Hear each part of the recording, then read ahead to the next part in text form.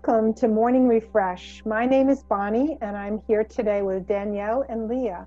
Please join us as we explore the topic of joy, using quotes, a short guided meditation, and ending with a story. Joy gives us wings.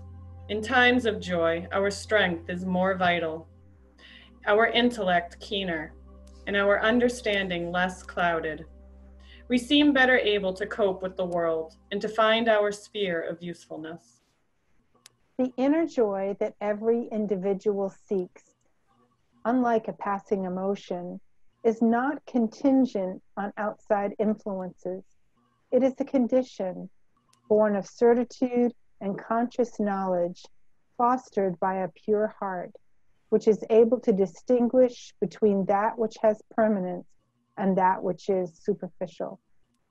Praise be God that you have received the bounty of true joy, a spiritual condition that belongs to those who, irrespective of their material and social circumstances, strive to draw ever nearer to God and to understand and promote His word, who are concerned with the prosperity of all people, who tread selflessly the path of justice and equity, and who allow no impediment, not even oppression or imprisonment, to deprive them of this inner joy.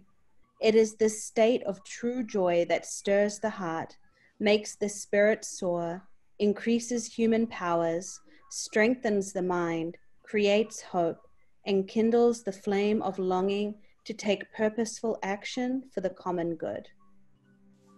Taking a moment here to find a comfortable position, we'll transition now to our meditation portion. Letting go of any tensions that are present in our body, closing our eyes here, taking refuge in our breath, finding that place of peace and joy, inhaling here deep and slow, and on the exhale, letting go of any tension in our mind. And one more time, inhaling deep and slow, and exhale, just letting go. Now imagine that you could journey into the future and encounter your future self.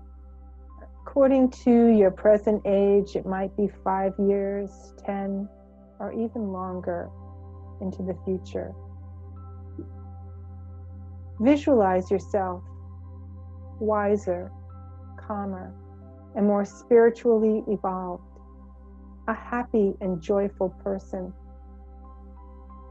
You might visualize what you and your home might look like. You ask your future self this question: